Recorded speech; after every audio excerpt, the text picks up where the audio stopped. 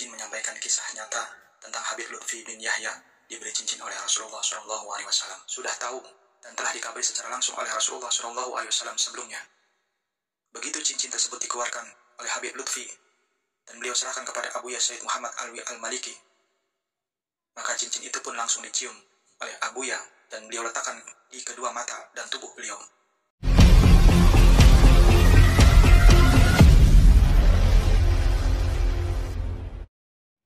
Assalamualaikum warahmatullahi wabarakatuh. Ada salah satu kisah menarik tentang kisah Habib Lutfi diberi batu cincin oleh Rasulullah SAW. Dan cerita ini saya kutip dari channel Kopi Channel. Dan kisah ini sudah diupload 3 bulan yang lalu dan ditonton 338 tontonan dengan sebuah judul Kisah Habib Lutfi Berangkat Haji.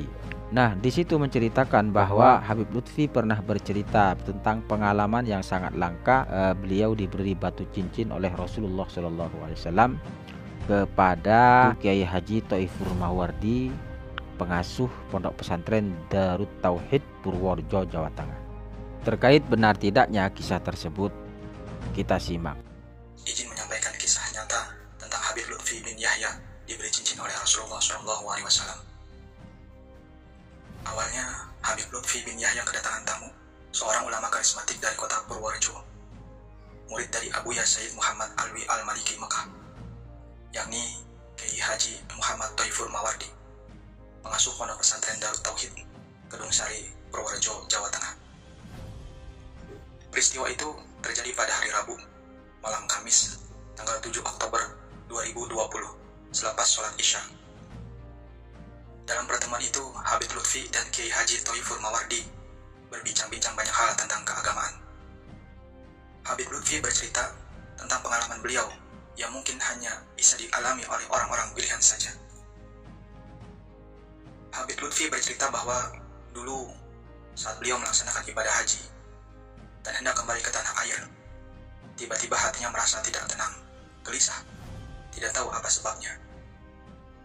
Padahal posisi Habib Lutfi saat itu sudah mau pulang dan telah memperoleh jatah kursi pesawat yang khusus untuk kembali lebih awal ke tanah air. Tetapi karena kegundahan hati Habib Lutfi tidak kunjung berhenti, beliau pun memutuskan untuk menunda kepulangan ke Indonesia. Habib Lutfi pun segera pergi ke kota Madinah. Habib Lutfi merasakan saat itu seakan-akan dipanggil oleh baginda Nabi Muhammad SAW. Maka Habib Lutfi segera pergi dari Jeddah menuju ke Madinah bersama jamaah haji. Begitu sampai di Madinah, pengemudi mobil yang ditumpangi Habib Lutfi terkejut melihat jarum jam di tangannya sambil meletakkan dadanya di atas setir kemudi. Lalu berucap, "Subhanallah." Rupanya sopir itu baru menyadari bahwa perjalanan yang baru saja ditempuh membawa Habib Lutfi itu begitu cepat dan singkat. Perjalanan yang biasanya memakan waktu 7 jam hingga 8 jam saat itu hanya ditempuh dalam waktu sekian jam saja. Padahal dia telah mengendarinya sesuai dengan perintah dari Habib Lutfi bin Yahya agar tidak lebih dari kecepatan 80 hingga 90 km per jam. Begitu sampai di hotel, Habib Lutfi pun langsung mandi, ganti baju yang bersih, dan setelah itu langsung pergi menuju Masjid Nabawi dan ke makam Rasulullah. Setelah cukup lama melakukan sholat dan bermunajat di hadapan makam baginda Nabi Muhammad SAW, Habib Lutfi segera kembali ke hotel untuk beristirahat. Namun, ketika mau keluar dari Masjid Nabawi menuju hotel, tidak jauh dari pintu Masjid Nabawi, tiba-tiba terlihat oleh Habib Lutfi sebuah toko perhiasan atau toko cincin. Karena Habib Lutfi sebelumnya memang menyukai cincin dan batu permata, maka hati beliau pun tiba-tiba tersentuh dan ingin melihatnya. Habib Lutfi pun segera mendatangi toko tersebut dan masuk ke dalamnya. Begitu masuk ke toko itu, pemilik toko melihat Habib Lutfi langsung datang menghampiri beliau, lalu menyuruh keluar seluruh pembeli yang berada di dalam toko tersebut, seraya mengatakan, "Aku akan melayani tamu istimewaku, tolong Anda sekalian keluar." Maka keluarlah semua orang yang ada di dalam toko tersebut dan hanya tinggal Maulana Habib Lutfi bin Yahya saja di dalam toko bersama penjual batu permata tersebut. Kemudian, si penjual batu permata itu menggandeng tangan Habib Lutfi menuju sebuah tempat dan membukakan sebuah lemari kaca yang di dalamnya berisi sebuah cincin permata yang sangat istimewa. Begitu diambil dan dilihat, memang betul, itu ada cincin permata yang sangat istimewa. Dan si penjual batu permata itu pun berkata kepada Habib Lutfi, "Aku berikan cincin permata ini untukmu sebagai hadiah," ucap sang pemilik toko. Mendengar itu, Habib Lutfi pun terkejut dan beliau berkata, "Jangan, gak usah, ini aku beli saja, berapa harganya?" ucap Habib Lutfi.